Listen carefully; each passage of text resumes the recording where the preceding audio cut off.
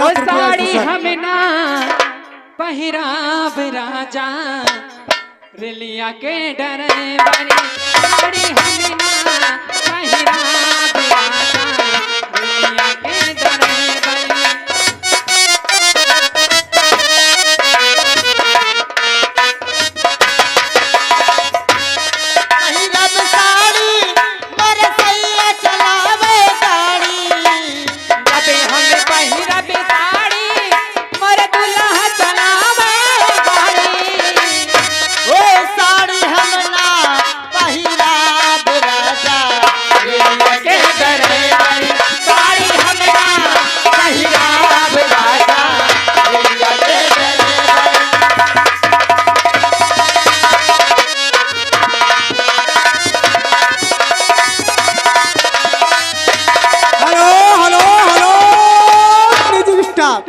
राम सुरेर परदेश में कब से रहती हूँ बगल के भेष में, बगल के भेष में, बगल के भेष में। कभी काजल लगा के फिर बाल में खिला के कभी काजल लगा के अपने भैया को बता दीजिए, अरे यादव जी को सैया बना लीजिए, से काम चला लीजिए। हेलो हेलो म्यूजिक स्टार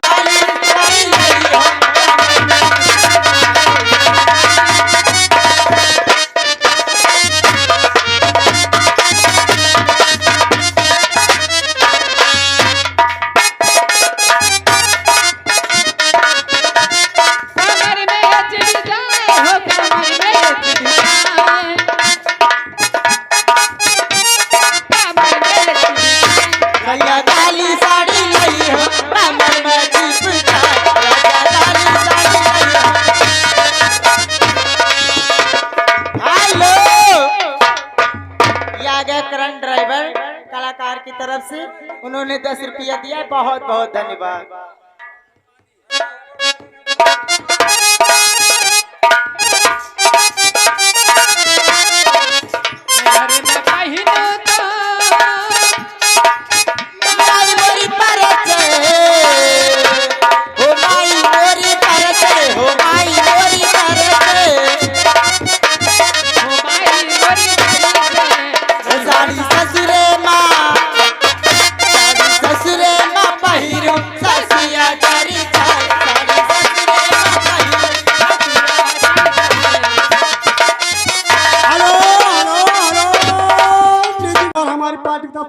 धन्यवाद।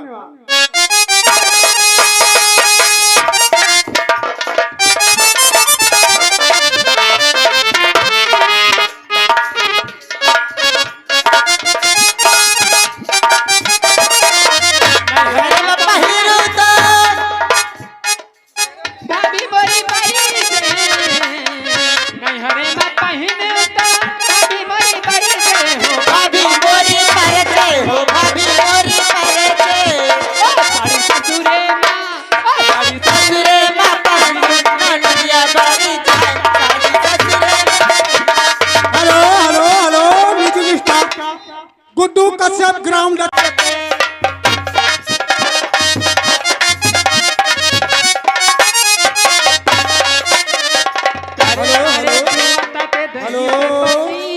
हेलो म्यूजिक स्टाफ बराती कश्यप ग्राम लक्ष्मणगढ़ की तरफ से 50 रुपया व्यवहार दे रहे हैं हम और हमारी पार्टी की तरफ से लाख लाख धन्यवाद। तारे तारे चुवा टाटे दही से पसीना